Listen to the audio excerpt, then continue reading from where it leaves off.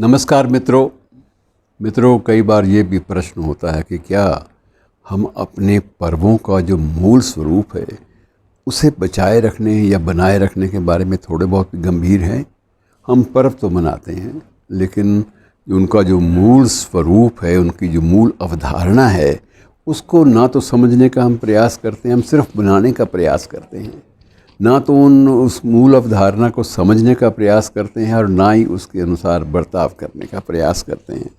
अब ये स्पष्ट सी बात है, जब ऋतुएं बदलती हैं तो बहुत कुछ परिवेश में भी बदलाव आने शुरू होते हैं। अब मानसून विदा ले रहा है और जाहिर है कि आने वाले दिनों में सूर्य भी देर से आएगा, रोशनी देर से आएगी। सूर्य ने कौन सी ड्यूटी देनी है, वो तो ड्यूटी अपनी दे ही रहा है। हम लोग ही कई बार कोताही कर जाते हैं। और शाम को चांद जी भी जल्दी आ जाएंगे। अगर चांदनी रातें होंगे तो चांद जी जल्दी आ जाएंगे, तो अंधेरा तो कम से कम अपनी ड्यूटी देगा ही। अंधेरा तो समय से पहले, दिन छोटे हो जाएंगे, कहने का मतलब ये है। अब उसमें यह है कि ऐसे जब मौसम बदल रहा है, प्रकृति अपने आप को अपने जो उसका जो मिजाज है, उसका जो तेवर है, उसको पुरानी कैंचुली की तरह से उतार रही है और एक नए स्वरूप में, नए रूप में आपके सामने शीत ऋतु के नाम से दस्तकें देने जा रही है।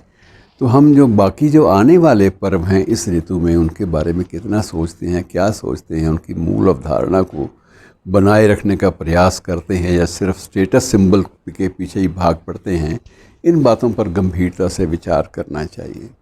आने वाले पर्वों में अब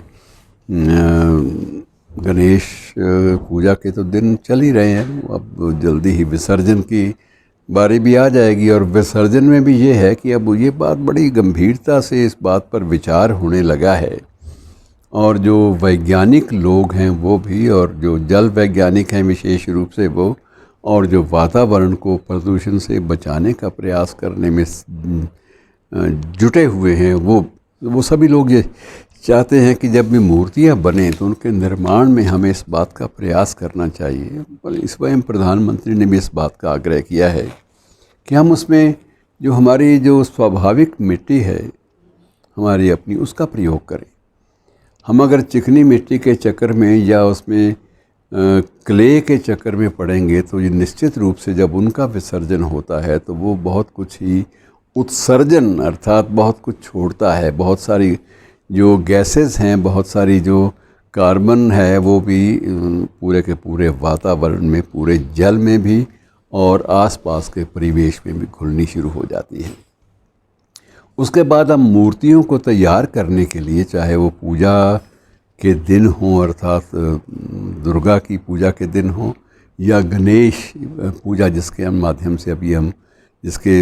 से हम गुज़र रहे हैं वो दिन हों, मूर्तियों पर जब हम रंग करते हैं तो तब भी हम गंभीर नहीं रहते।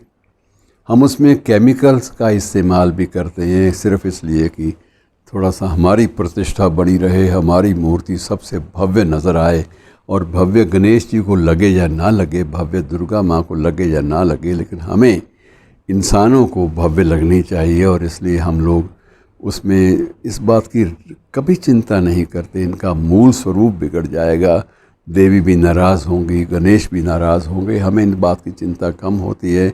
हमें अपनी प्रतिष्ठा और अपने स्टेटस, इन दो बातों की बड़ी चिंता होती है, और उनको बनाए रखने के लिए हम एक भव्यता के नाम पर जो कुछ भी करते हैं मित्रों, वो पर्यावरण के नाम पर एक अभिशाप बन जाता है पूरे के पूरे परिवेश के लिए। और इसलिए पुराने लोग कहते थे ना कि वो दुर्गा की मूर्ति बनानी है तो उसके लिए जो मिट्टी आएगी वो उसके वेश्याओं के घर से आएगी।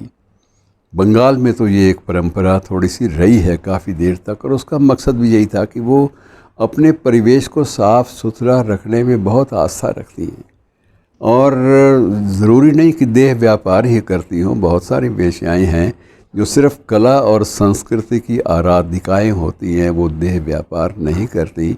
देह व्यापार उनका मूल जो है वो उद्देश्य नहीं होता। उनका मूल उद्देश्य नृत्य के माध्यम से, संगीत के माध्यम से अपने अतिथियों का मनोरंजन करना होता है।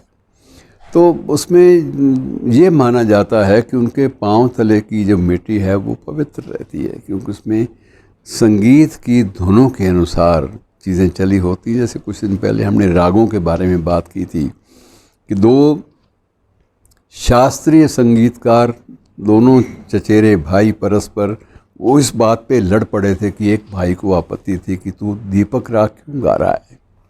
जब सारे परिवेश में असंतोष का माहौल है तो दीपक राग, तू जानता है कि दीपक राग जो है वो अग्नि पैदा करने की शक्ति रखता है, तू उसकी जो शक्ति है दीपक राग की, उसको सारे माहौल में, सारे के सारे भारतीय उपमहाद्वीप के क्यों फैलाना चाहता है। और वही हुआ कि जब विभाजन हुआ तो विभाजन के दिनों में उसी भाई ने अपने बड़े भाई को इस उलाहना दिया कि अगर तुमने दीपक राग ना गाया होता तो देश में इतनी आग ना लगती। मतलब ये है कि ये आस्था हमारी जुड़ी हुई है, हमारी परफॉर्मेंस, हमारी जो संवेदनशीलता और हमारी प्रस्तुतियों के साथ, कि हम अपनी प्रस्तुतियों के बारे में वातावरण के लिहाज से, समय के लिहाज से और मूल भावना के लिहाज से उनके प्रति कितने ईमानदार रहते हैं, कितने ज़्यादा जागरूक रहते हैं, ये बातें बहुत ज़्यादा मैटर करती हैं, बहुत ज़्यादा इनका महत्व है। ये बात अलग है कि हम महत्व नहीं मानते, लेकिन यही स्थिति जो है ये जल में प्रतिमाओं के विसर्जन को लेकर भी है।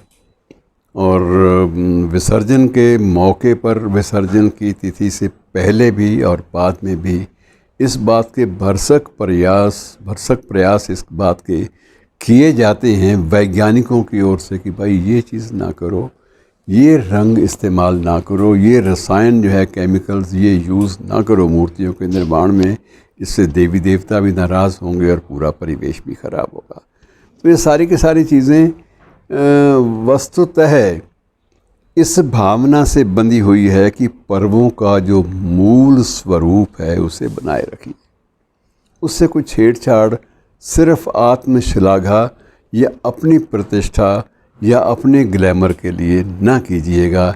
इस बात का प्रयास भरसक होता है। और एक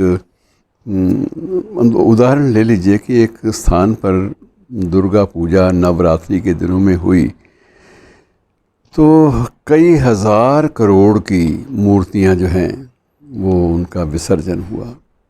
अब ऐसी स्थिति को आप क्या कहेंगे? ये कहा जाता है कि अब नदियों और समुद्र में मूर्ति विसर्जन के दिनों में ये प्लास्टर ऑफ पेरिस या पेरिस प्लास्टर के प्रयोग से जो मूर्तियां बनती हैं उसमें रासायनिक रंग और पूजा सामग्री जो है वो भी घुल मिल जाती है उनके विसर्जन में, जल में। और उसमें पीओपी जिसका नाम हम लेते हैं, पीओपी एक ऐसा पदार्थ है जो कभी भी समाप्त होने का नाम ही नहीं लेता। हमें भी इस बात का ध्यान रख लेना चाहिए कि सारी चीज़ें अपने अपने मूल स्वरूप से जुड़ी हुई हैं और मूल स्वरूप को जब भी हम उपेक्षित रखेंगे, जब भी उसकी उपेक्षा करेंगे, तो निश्चित रूप से जो परिणाम हैं वो सारे के सारे परिवेश के लिए घातक होंगे। धन्यवाद।